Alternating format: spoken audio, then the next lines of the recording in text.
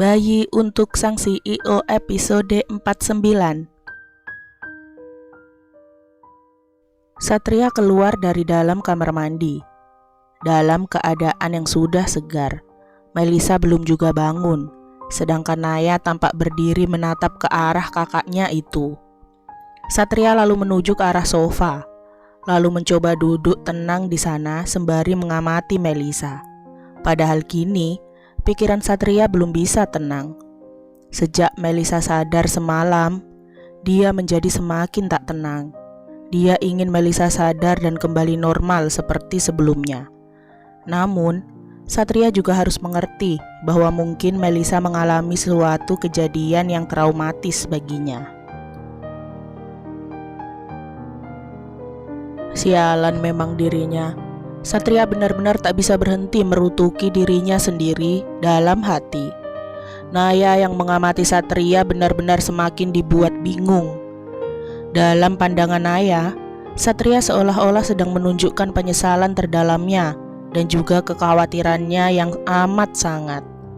Melihat itu saja Naya hampir yakin jika Satria sedang menjalin hubungan dengan Melisa.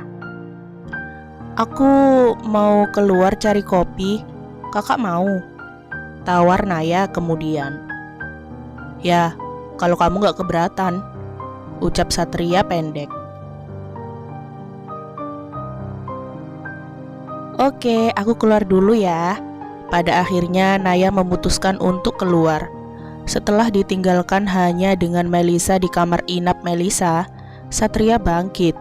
Lalu dia mendekat ke arah Melisa dan kembali duduk di kursi yang dia duduki sepanjang malam. Satria kembali mengamati wajah Melisa, seolah-olah tak ada suatu di dunia ini yang mampu mengalihkan Satria dari Melisa. Wajah Melisa tampak pucat. Meski begitu, entah kenapa Satria tetap melihat kecantikan yang terpancar dari sana. Jemari Satria terulur meraih jemari Melisa, mengusapnya lembut, menggenggamnya, kemudian menciuminya. Satria bahkan sudah memejamkan matanya, menikmati kecupan lembutnya pada jemari Melisa. Cukup lama Satria melakukan hal itu. Dia menghentikan aksinya, lalu kembali menatap Melisa dengan penuh perhatian. Satria mengulurkan jemarinya, mengusap lembut pipi Melisa, lalu tiba-tiba saja Satria tak mampu menahan dirinya. Satria bangkit, membungkukkan tubuhnya, kemudian menghadiahi Melisa kecupan lembut di keningnya. Satria bahkan memejamkan matanya, menikmati sentuhan lembut bibirnya pada kening istrinya itu. Sejauh yang dapat Satria ingat, ini adalah pertama kalinya Satria mengecup perempuan pada keningnya. Entah kenapa Satria melakukan hal itu, Satria sendiri tak tahu. Satria lalu dikejutkan oleh sebuah deheman. Dia melepaskan kecupannya pada kening Melisa dan mendapati Naya sedang menatapnya dengan tatapan canggung. Adiknya itu sedang membawa 2 gelas karton kopi. Dan tatapan mata Naya jelas menunjukkan keingintahuan yang lebih.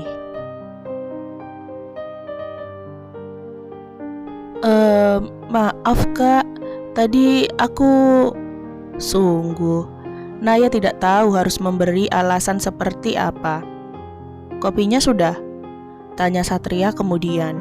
Satria lalu meninggalkan Melisa dan mendekat ke arah Naya. Iya, ini sudah," ucap Naya sembari menyodorkan kopinya buat Satria. Satria menerimanya. Dia memilih berjalan menjauh menuju ke arah sofa yang ada di ujung ruangan. Satria mulai menyesap kopinya.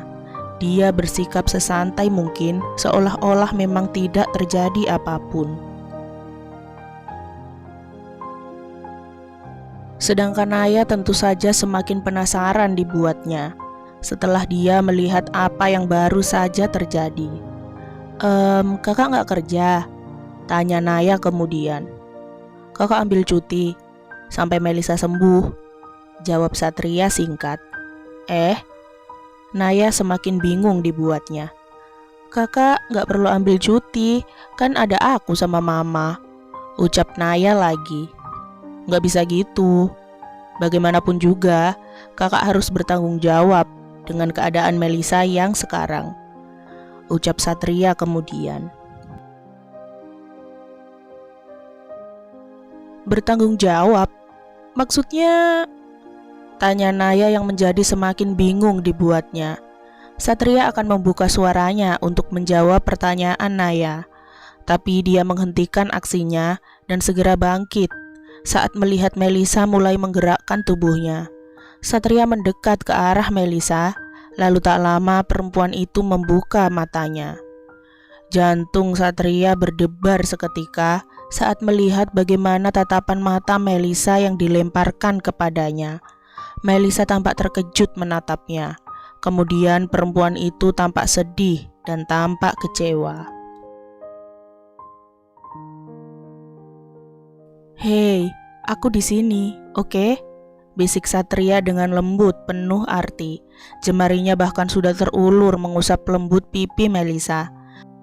Namun belum juga bisa menenangkan Melisa. Satria bahkan mengabaikan keberadaan Naya yang kini tampak ternganga menatap kedekatan Satria dengan Melisa. Bayiku, bayiku." Melisa mulai menangis. Satria mulai menenangkan Melisa. Dia menangkup kedua pipi Melisa, kemudian berkata, "Hei, semuanya baik-baik saja, oke? Bayi kita baik-baik saja," bisik Satria lagi, yang saat ini sudah meraih jemari Melisa, kemudian membawanya pada perut perempuan itu. "Mereka masih di sana, dan aku berjanji padamu bahwa aku akan menjaga kalian," lanjut Satria lagi dengan sungguh-sungguh sebelum dia membungkukkan tubuhnya dan menghadiahi Melisa dengan kecupan lembut di puncak kepalanya. Melisa menghela napas lega. Namun dia masih belum bisa menghentikan tangisnya. Bagaimanapun juga, Melisa masih merasa ketakutan. Terakhir kali dia sadar adalah ketika dirinya mendapati darah yang mengaliri kakinya. Jelas Melisa ketakutan bahwa dirinya akan keguguran saat itu. Namun setelah mendengar ucapan Satria, entah kenapa Melisa percaya. Dia menjadi lebih tenang. Tangisnya kini berubah menjadi tangis haru. Dia bahkan terbuai oleh janji yang baru saja diucapkan oleh Satria. Pria itu akan menjaganya dan bayi-bayinya. Benarkah pria itu melakukannya? Di tempatnya berdiri, Naya benar-benar ternganga. Dia tak percaya dengan apa yang dia dengar dan apa yang dia lihat. Sungguh, Naya merasa menjadi orang bodoh yang tak tahu apapun sekarang. Haruskah dia meminta penjelasan pada kakak dan sahabatnya itu tentang apa yang sudah dia saksikan? Ketika Melisa sudah lebih tenang, beberapa orang masuk ke dalam ruang inap Melisa. Itu adalah seorang suster dan seorang dokter yang kini sedang memeriksa keadaan Melisa. Satria masih setia berdiri di sebelah Melisa, hingga dokter pada akhirnya menjelaskan bahwa keadaan Melisa sudah membaik. Seperti yang dikatakan dokter sebelumnya, Melisa harus bed rest total. Beberapa hari ke depan, Melisa belum boleh banyak bergerak. Bahkan jika bisa, Melisa tidak boleh turun dari ranjangnya untuk sekedar berdiri.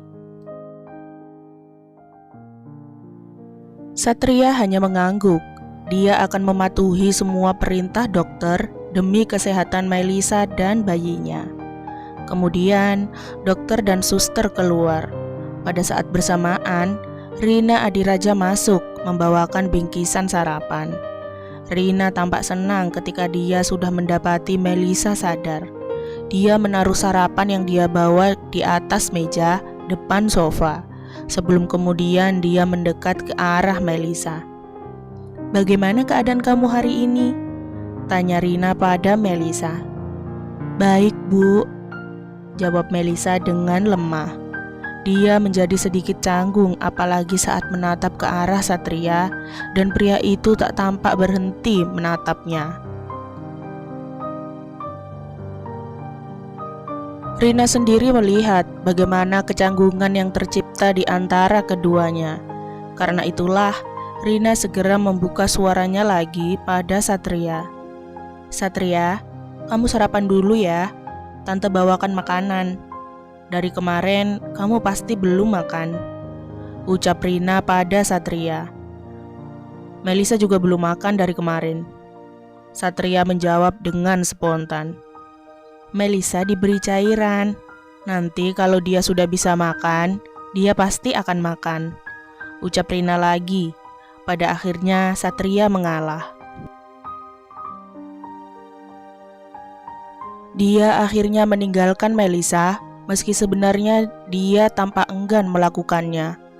Satria menuju ke arah sofa. Pada saat itu dia baru menyadari bahwa sejak tadi Naya berada di dalam ruangan yang sama dengan mereka. Naya masih tampak ternganga dengan apa yang dia saksikan.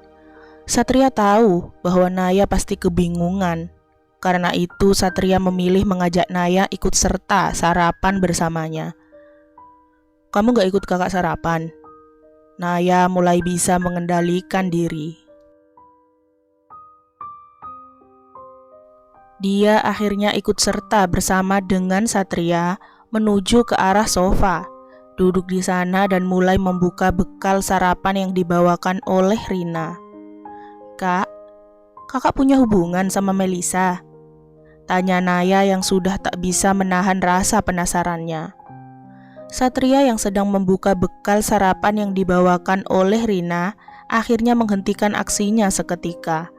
Dia lalu menatap ke arah Naya, kemudian menjawab, "Seperti yang kamu lihat barusan." "Tapi kakak tadi nyebut bayi kita. Maksudnya Melisa hamil sama Kak Satria?" tanya Naya kemudian. Satria menghela napas panjang, lalu dia menjawab, "Kami sudah menikah." Hanya 3 kata jawaban dari Satria, dan hal itu mampu membuat Naya kembali ternganga, tak percaya.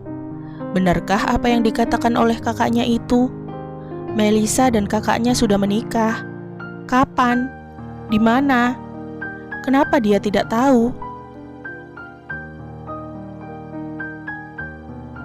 Atau jangan-jangan semua ini hanya sandiwara saja, seperti yang dilakukan Raymond beberapa hari yang lalu. Astaga, Naya bahkan tak bisa membedakan mana yang sandiwara dan mana yang fakta. Namun jika benar Melisa dan kakaknya sudah menikah, maka keduanya berhutang penjelasan kepadanya. Bersambung, nantikan episode 50-nya ya. Jangan lupa like, komen, share, subscribe, dan nyalain loncengnya agar gak ketinggalan upload cerita-ceritaku selanjutnya. Bye-bye.